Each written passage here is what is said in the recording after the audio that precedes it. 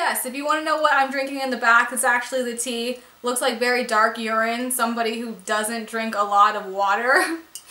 This is so gross. But it tastes really good. So I'm not drinking my own pee, guys, I promise. Hey guys, it's Stephanie, and today I'm here with my March favorites. I apologize for not uploading my February favorites, but there was some timing issues and I just never got around to it. So I'm bringing you, I would say, a bigger, better March favorites. So it includes some, I don't know, beauty things, some apps, a little bit of everything. So without further ado, let's just jump right into it. So my first favorite has not only been my favorite for the month of March, but for basically the entire year, and that is the app Vine. And Melissa got me into this app. She's been a fan since it first came out, since like what, last summer, last year, before that, whenever. And I never really got into it. I don't know why, looking back on it now, because I'm really into the comedy and the comedians, and that's who Melissa kind of introduced me. And I'm literally on Vine whenever I have a chance. I'll just refresh my homepage, go to the popular now. Before I go to bed, I check Vine. When I wake up, I check Vine. In the middle of the night, when I go to the bathroom, I'll check Vine. It's literally so addicting. So some of my favorites on Vine would be Bottle Rocket. I really like Dads of Vine because I just feel like they're really funny. I like the Awkward Boy Club. That's Chad, Jamian, Nick Mastodon, and Waleed. Those were the original three. And who else do I like? I like Ben Taylor. I find his sense of humor very funny. I didn't like him at first, but that's how I think it all started. I didn't really like any of them at first, but then I kind of grew really fond of them. So if I think of anybody else that I like from Vine, I'll leave them in the description box below so that you can check out their pages or their Vines. And so yeah, if you haven't, I'm sure you guys have heard of Vine, check it out. I know you'll love it. So as many of you guys know, I am a sodaholic, and Melissa says, once a sodaholic, always a sodaholic. But I decided to give up soda for the duration of Lent. And I'm not a very religious person, but I thought, hey, I should use this as a challenge because I've never been able to go, but, you know, like, not even a day without drinking a soda. So I thought, I'm going to show that I have some sort of self-control, and I'm going to give up soda for 40 days. And so I had to find alternatives, other things to drink, and for me that was kind of hard because I didn't like water, I didn't like any sort of tea. I mean, I did like Powerades and Gatorades, but those were full of sugar, and so I'm trying to wean myself off of those. So something that I found that I really, really like is this tea, and this is Lipton Green Tea White Mangosteen Peach. And I kind of went out on a whim. Once I was kind of over the whole like caffeine withdrawals, and I was like, I need to find something to drink because I need to stay hydrated. So I thought I should get just tea packets, and I can make that at home, do little glasses or gallons. And so this one I came across, I thought I kind of was drawn toward this picture. Melissa likes just regular tea, and I can't drink regular tea. I like things with flavor. So this one has become my favorite. It's not super sweet, but at the same time it's not very tart like some other teas can be. I usually make this in a gallon and I'll drink it throughout the week.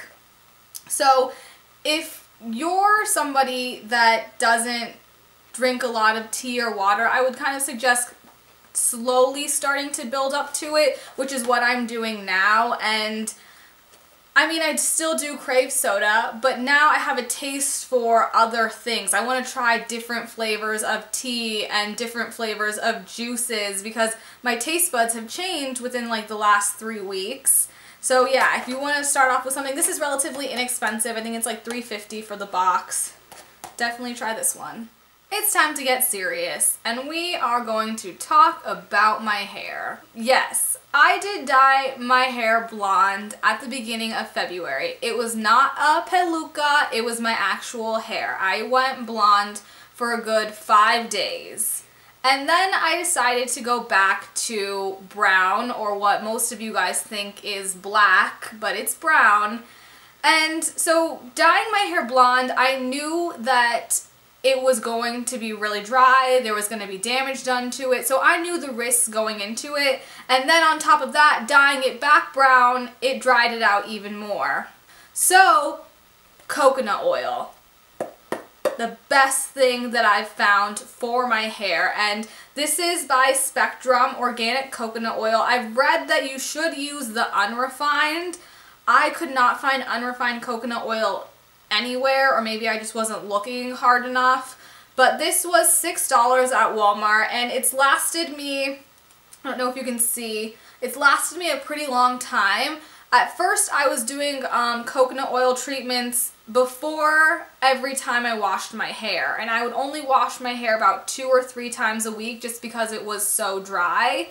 And there's different ways that you can do this. My personal preference is scooping it out, warming it up between your hands because the warmth of your hands will melt it, and then applying it to the ends of your hair or the driest parts of your hair. I noticed that my roots were really dry and my ends, and then the middle was pretty healthy. So I just kind of used this as a deep conditioning treatment. After the first use, I noticed a significant difference. I even told Melissa, I was like, feel my hair, it doesn't feel coarse, and it's smooth and it's shiny, and it's not like a fake shiny like some of the products. It actually lasts. And so if you keep using it, you'll see your hair get better and better and better. And so for $6, I totally recommend you trying this out if you have dry, damaged, brittle hair. What have you got to lose? It's seriously one of my holy grail products for my hair now. So my next favorite is definitely an essential for Southern Arizona, and it is just this Forever 21 bralette.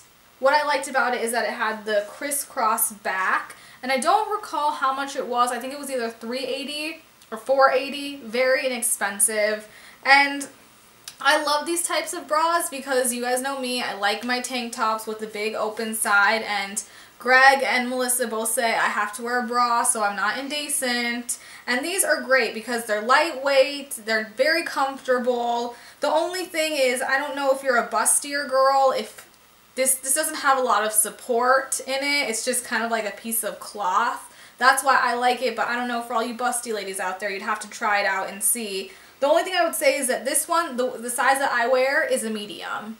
So take that into consideration if you're like buying online. The small was very, very small, and I don't know if it was just a defective one or what, but it was tiny. So I decided to go up for a medium, especially because I know the stuff from Forever 21 tends to shrink a little bit when you wash it. So yeah, for like $4, $5, I thought it was a great deal as opposed to those ones at Urban Outfitters that are like, what, $18, and they're usually just like sheer lace. I mean, you wouldn't really be able to see them if you're wearing them under something, but I like these. I'm down for these. Alright guys, so this is my last and final favorite. You guys know me, I am not a sneakerhead, but I do like sneakers. Not only are they cool, but they're also so comfortable. Like, who would have guessed? And so I picked up a new pair of Nikes, not Air Max. You guys know I love my Air Max, but these are the Roche Runs. I've watched people's YouTube videos to see how to correctly pronounce the name of these shoes, and I don't know. You tell me, how do you pronounce them? And these are in a lime green. I hope you can see how bright they are on camera, and I've styled these in past videos before. So bomb. Literally so bomb. I wanted a pair of black ones at first, but then I stumbled across these at Kids Foot Locker, and I knew I had to have this color.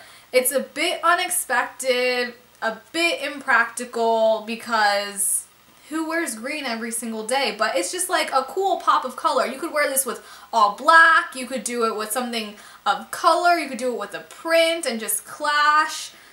I love them. I think they're so cool. And I actually did get this in a kid size because not only do they fit, but they're cheaper than regular, just women's sizes. So if you can fit into a kid size, think about doing that. And I believe, how much were these? $60 or $70. If I can find them, I will link them below so you guys can all get yourself a pair of these beauties. But yeah, like I said, I love tennis shoes. and I'm really happy with these and this purchase. Alright guys, so Princess Layla out. I know I said Layla, not Leia. That has been my March favorites. I hope you guys enjoy. I will see you next month for another edition of Stephanie's Favorites. I hope you guys enjoyed, and I will see you guys next time. Bye!